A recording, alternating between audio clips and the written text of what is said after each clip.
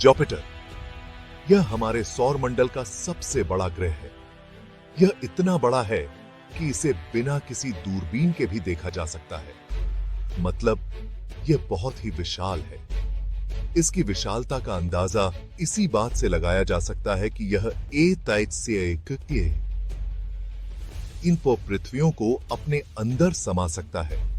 अगर आप बाकी सभी ग्रहों को इकट्ठा कर लें, तब भी जुपिटर उनसे 2 गुना भारी होगा। इसका द्रव्यमान हमारे सौर मंडल के सभी ग्रहों के कुल द्रव्यमान का 70% है। यह गैस और धूल का एक विशाल गोला है। इसमें मुख्य रूप से हाइड्रोजन और हीलियम गैसें पाई जाती हैं। पृथ्वी के विपरीत आप इसकी सतह पर खड़े नहीं हो सकते। इसकी सतह ठोस नहीं है, बल्कि गैसों से बनी है। जुपिटर सूर्य से बहुत दूर है। यह लगभग 484 मिलियन मील की दूरी पर स्थित है। यह हमारे सौर मंडल में सूर्य से 5वां ग्रह है। इसके आगे केवल शनि, यूरेनस और नेपच्यून है। इस दूरी के कारण इसे सूर्य की परिक्रमा करने में बहुत समय लगता है। इसकी एक परिक्रमा पूरी करने में लगभग 12 पृथ्वी वर्ष लगते हैं। जुपिटर पर एक वर्ष 12 पृथ्वी वर्षों के बराबर है। इसका मतलब है कि अगर आप जुपिटर पर होते तो आपका जन्मदिन हर 12 साल में आता। कल्पना कीजिए कि आप हर 12 साल में अपना जन्मदिन मनाएं। यह कितना अजीब और रोमांचक होगा। जुपिटर के बारे में सबसे पहली चीज जो आप देखते हैं वह है इसका रंगीन रूप। इसकी सतह पर विभिन्न रंगों की धारियां हैं। इसमें नारंगी, भूरे और सफेद रंग की धारियां हैं। ये धारियां जुपिटर के वातावरण में विभिन्न गैसों के कारण बनती हैं। ये धारियां वास्तव में घूमती हुई गैस के बादल हैं। ये बादल जुपिटर के वातावरण में लगातार घूमते रहते हैं। वे वास्तव में तेजी से चलते हैं, तेज हवाओं से प्रेरित। जुपिटर पर हवाओं की गति 400 मील प्रति घंटे तक हो सकती है। कभी कभी हम जुपिटर पर ग्रेट रेड स्पॉट जैसे विशाल तूफान भी देख सकते हैं। यह तूफान इतना बड़ा है कि इसमें 3 पृथ्वियां समा सकती हैं और यह सैकड़ों वर्षों से सक्रिय है। कल्पना कीजिए कि आप एक बादल पर अंतरिक्ष यान उतारने की कोशिश कर रहे हैं। जुपिटर पर उतरने पर ऐसा ही लगेगा। यह पृथ्वी जैसा ठोस ग्रह नहीं है। इसके बजाय यह ज्यादातर गैस से बना है। जुपिटर में हाइड्रोजन और हीलियम से बना एक गहरा वायुमंडल है। ये वही गैसें हैं जिनका उपयोग हम गुब्बारे भरने के लिए करते हैं। जैसे जैसे आप जुपिटर में गहराई में जाते हैं, दबाव बहुत बढ़ता जाता है। यह उस चीज को कुचल देगा जिसे हम नीचे भेजने की कोशिश करते हैं। तो क्या इंसान जुपिटर पर रह सकते हैं? बिल्कुल नहीं। खड़े होने के लिए कोई ठोस जमीन नहीं है। तीव्र दबाव और ऑक्सीजन की कमी हमारे लिए जीवित रहना असंभव बना देगी। पृथ्वी पर जीवन को जीवित रहने के लिए बहुत विशिष्ट चीजों की आवश्यकता होती है।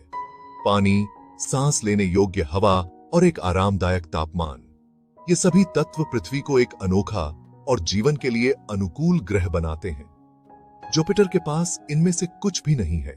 यह एक विशाल गैस ग्रह है जो जीवन के लिए आवश्यक बुनियादी तत्वों से पूरी तरह से वंचित है। यह बेहद ठंडा है, खासकर पृथ्वी की तुलना में। जुपिटर का औसत तापमान 145 डिग्री सेल्सियस है, जो किसी भी जीवित प्राणी के लिए असहनीय है। ठोस सतह की कमी का मतलब है कि जुपिटर पर पानी नहीं है, कम से कम सतह पर तो नहीं। पानी के बिना जीवन का अस्तित्व असंभव है। जीवन के लिए पानी आवश्यक है, जैसा कि हम जानते हैं। पानी जीवन के सभी रूपों के लिए एक महत्वपूर्ण घटक है। साथ ही वातावरण में ज्यादातर हाइड्रोजन और हीलियम है, जो जीवन के लिए अनुकूल नहीं है। वह ऑक्सीजन नहीं है जिसकी हमें सांस लेने के लिए जरूरत होती है।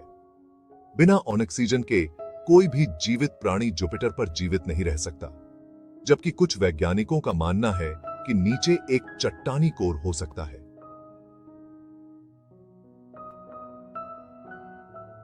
यह अत्यधिक दबाव और गर्मी के नीचे दबा होगा। यह अत्यधिक दबाव और गर्मी के नीचे दबा होगा। यह दबाव और गर्मी किसी भी जहाज जीवन रूप के लिए असहनीय है। यह कहना सही है कि जुपिटर ऐसी जगह नहीं है जहां इंसान कभी रह सके। यह ग्रह जीवन के लिए पूरी तरह से अनुपयुक्त है। और यहां बसने की कोई संभावना नहीं है।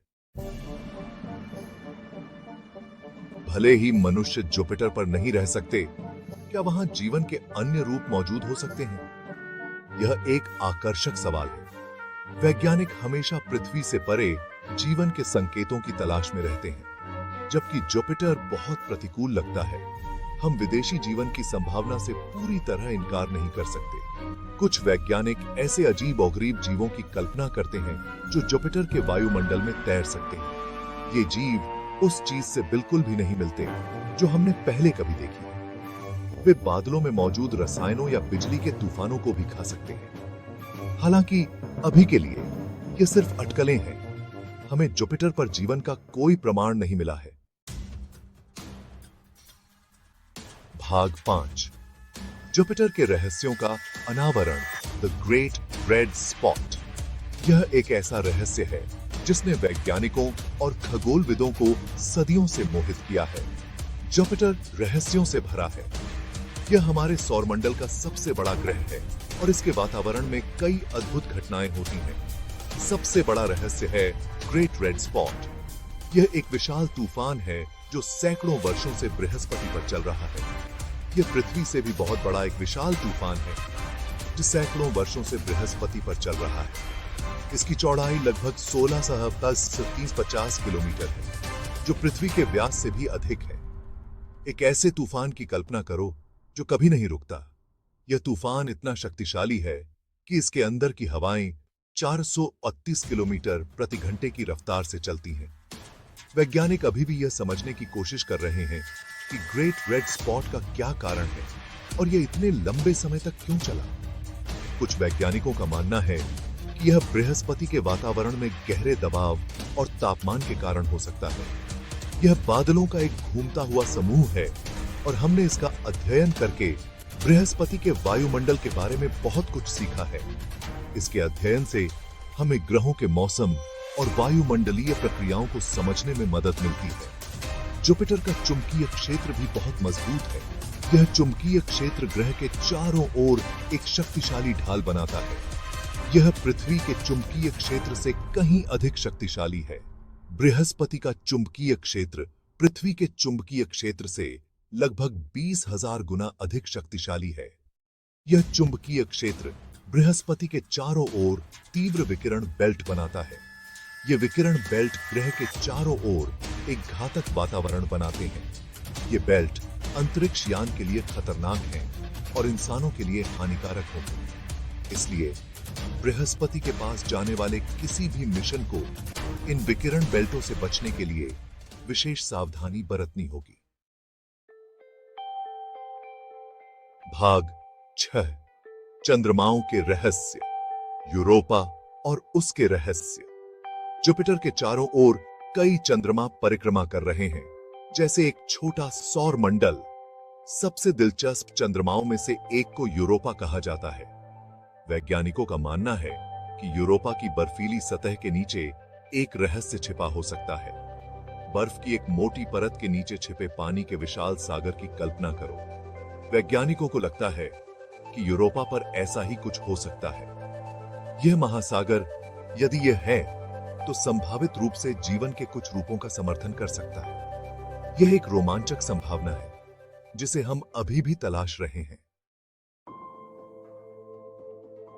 भाग 7, जुपिटर की खोज, मिशन और खोजें। इसका अध्ययन करने के लिए अंतरिक्ष यान भेजकर हमने जुपिटर के बारे में बहुत कुछ सीखा है। वोयाजर और गैलीलियो जैसे अंतरिक्ष यान ने बृहस्पति के पास से उड़ान भरी है और आश्चर्यजनक तस्वीरें ली हैं। अभी जूनो अंतरिक्ष यान बृहस्पति की परिक्रमा कर रहा है। यह बृहस्पति के वायुमंडल, चुंबकीय क्षेत्र और आंतरिक संरचना के बारे में अविश्वसनीय डेटा वापस भेज रहा है। ये मिशन हमें इस विशाल ग्रह के रहस्यों को उजागर करने में मदद करते हैं। भाग 8, हमारी कल्पना में जुपिटर, मिथक और कहानियां। जुपिटर सदियों से लोगों को आकर्षित करता रहा है। प्राचीन रोमन पौराणिक कथाओं में जुपिटर देवताओं का राजा था।